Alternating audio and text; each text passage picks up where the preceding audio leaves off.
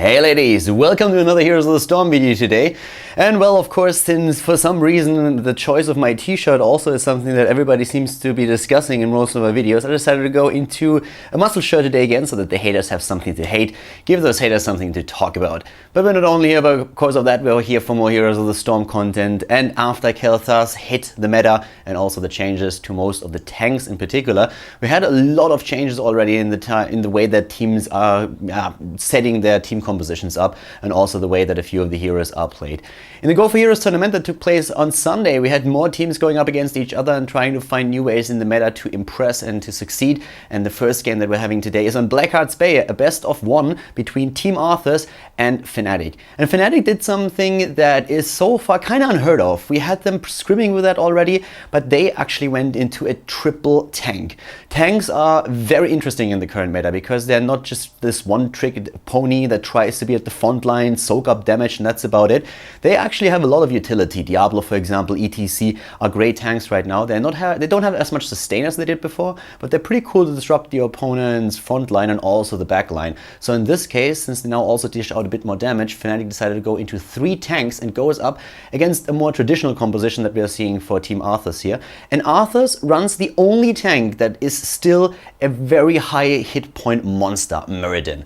Muradin is one of the few tanks that you can still play solo in the current meta, solo meaning as a single tank, because he has such a high hit point pool with Stoneform on level 16, a Hardened Shield on level 20, and of course the other abilities like Avatar. He's extremely difficult to take down. The map is Blackheart's Bay, and well, we all know that Fnatic is especially strong on this map and oftentimes decides to simply go around the opponent, play a PvE game and try to focus on the objectives. With this composition they can't really afford to do that though. So we are going to jump into the game to find out who's going to take it here. Is it going to be Arthas, or is it going to be the triple tank composition that we are seeing from Fnatic?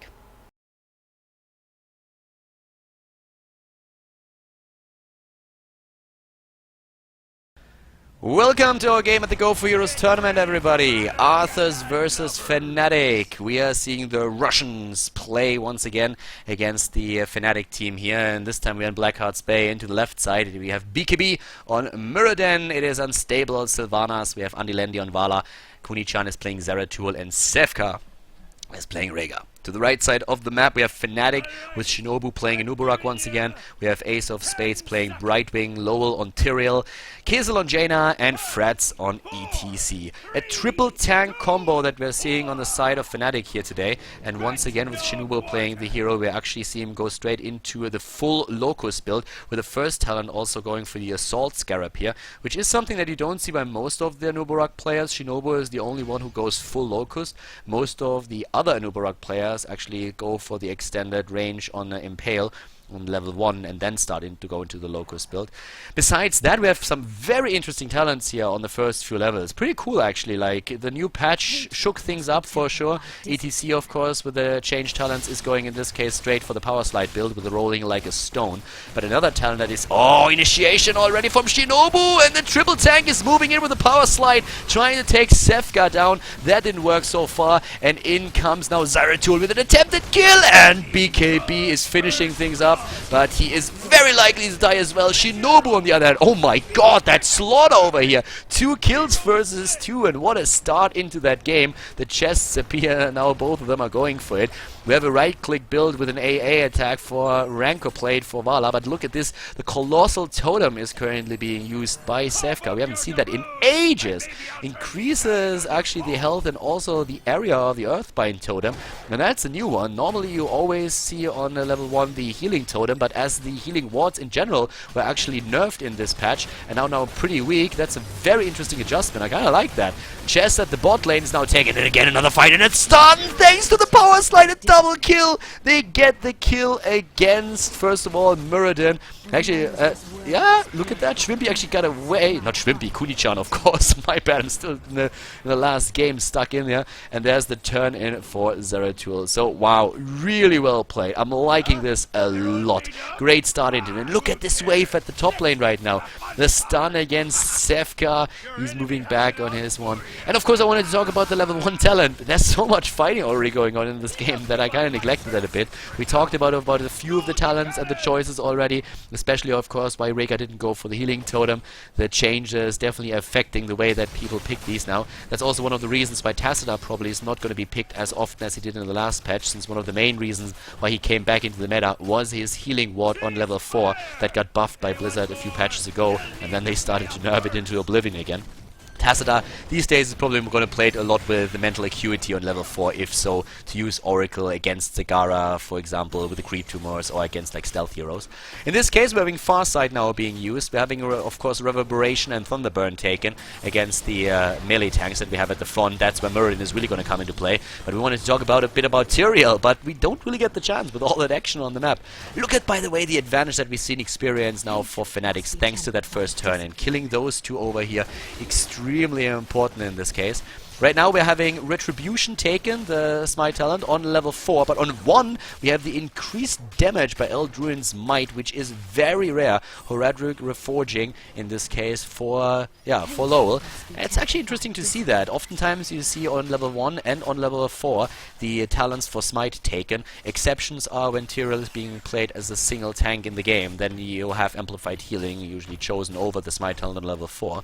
Of course, the second Power Slide talent also on level 4 now with the double neck guitar on ETC. But the entire meta that we are seeing from Fnatic here is extremely... like, the tanks got changed a lot. Most of the tanks lost a bit of their hit point pool, they lost a bit of their ability to really have to sustain in the fights, especially ETC.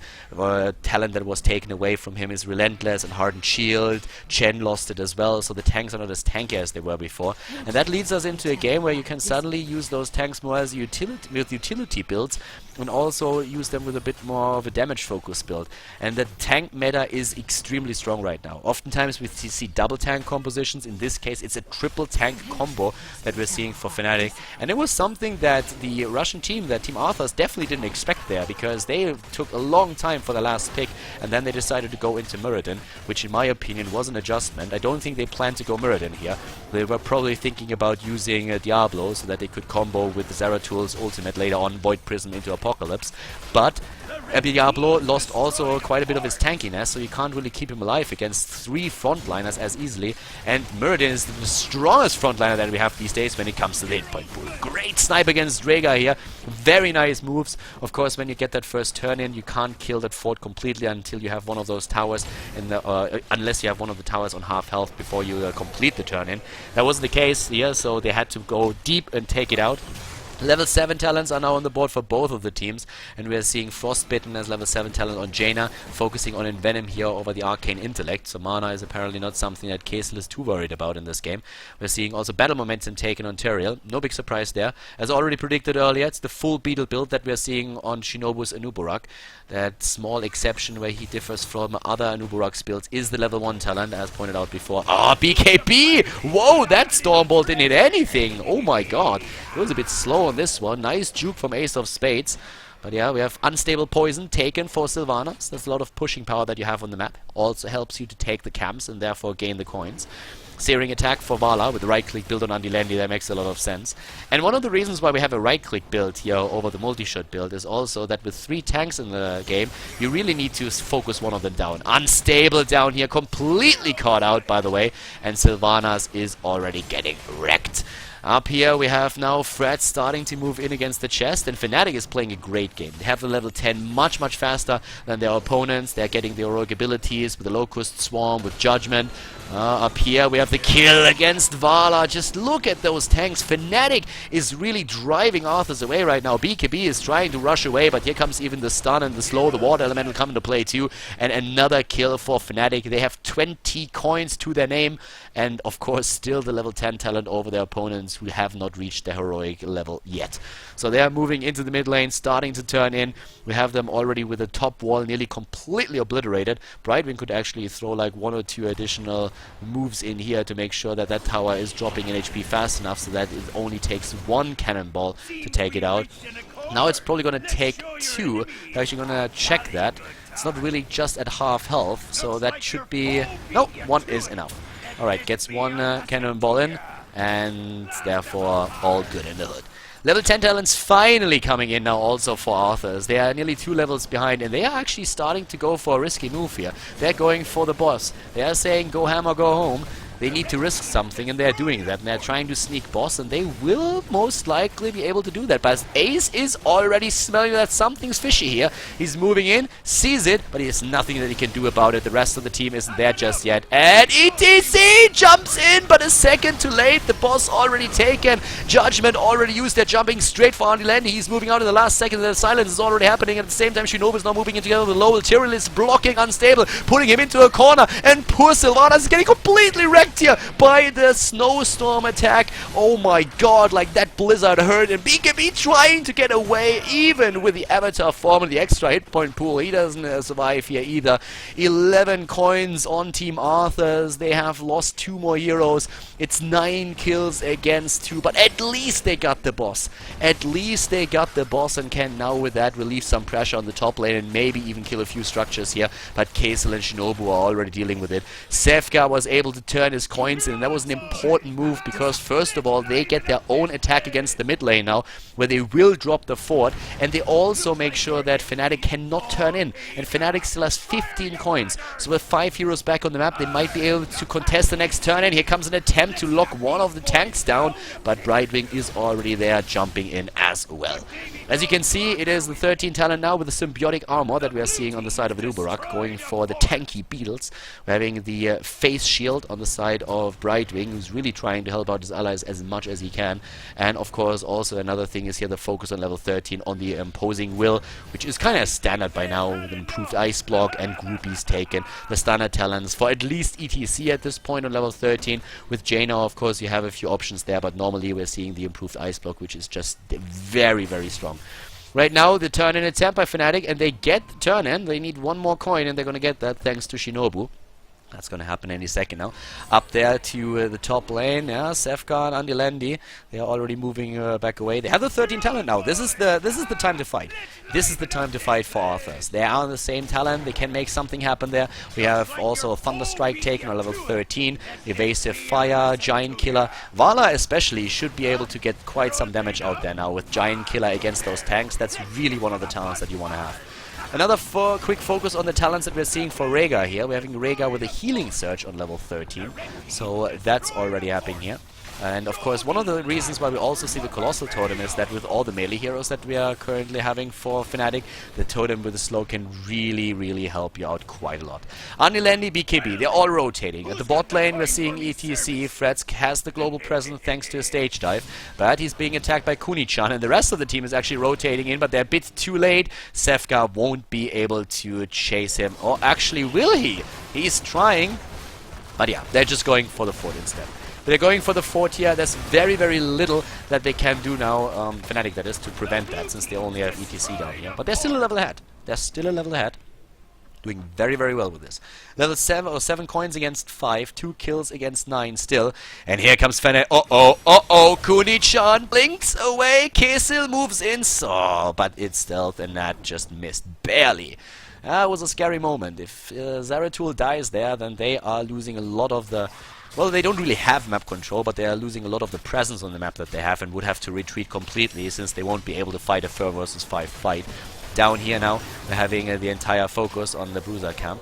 So the one thing on ETC these days is that with the level 13 talent, since he doesn't have Relentless anymore, Groupies actually helps you to get some healing numbers out there. There's a bit of a build where you can even amplify that with a level 1 talent that you take. It's just that nobody really wants to give up rolling like a stone on level 1 for that. Fight at the top, 16 talent is ready for Fnatic. They're jumping in, Shinobu missing the Impale. They have double blood for blood, and Echo Paddle on ETC already being used. Criterize as well, but they don't get a kill.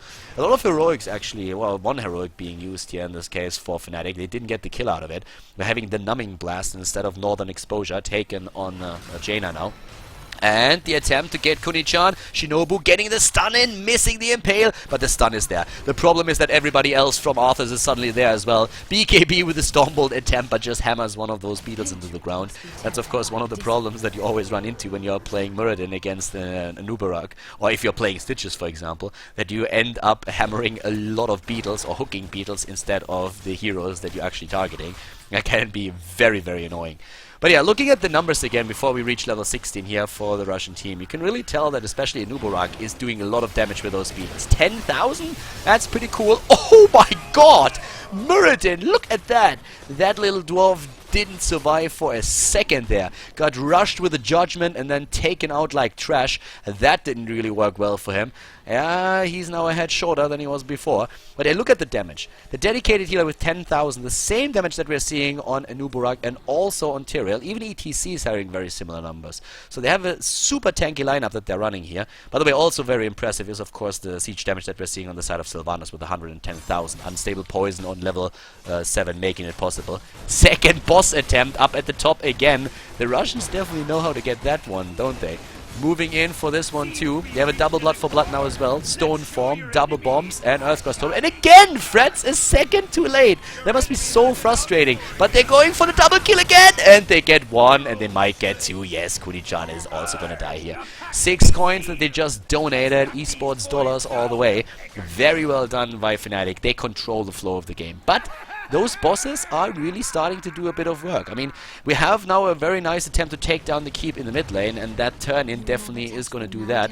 But still, the Russian team is 1.5 levels behind, but they're still applying the pressure to the rest of the structures that we're seeing for Fnatic. They took out every single fort. There's only keeps remaining. Oh, but Sylvanas getting killed here as well. Oh, okay, that I didn't see coming. So in this case, we're having now at the bot lane still some experience gathered by BKB. As long as Fnatic doesn't have 20, yeah, Arthas can still win a battle. As long as they don't have 20. The problem is that 18 coins will allow them to get another turn-in, and that turn-in is going to start to threaten the top keep after they already lost the one in the middle. So now this lane is going to spawn catapults for Fnatic and is going to send them cross-map. And, well, we have just camps taken right now. This is really like the time in the game when you have to make a choice as Arthas. What do you want to do? Do you really want to force a fight right now? Do you try to just fight over some objective on the map, maybe over the next turn-in before your opponent reaches 20? You put everything on one card and say like, okay, we can win this fight and we should.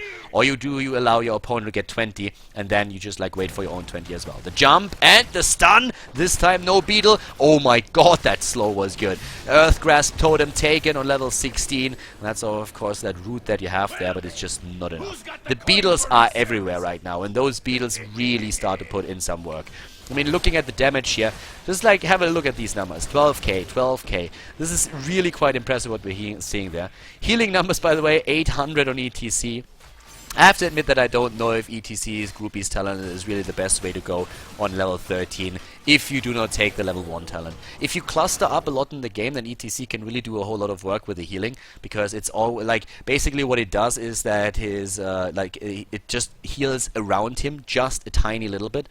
It's a very, very small circle that you have here where you can use your guitar solo to use that. So that's always one of the things where you have to be very, very careful about. Once again, moving in here, and there we go, going straight into the battle right now with a nice setup there.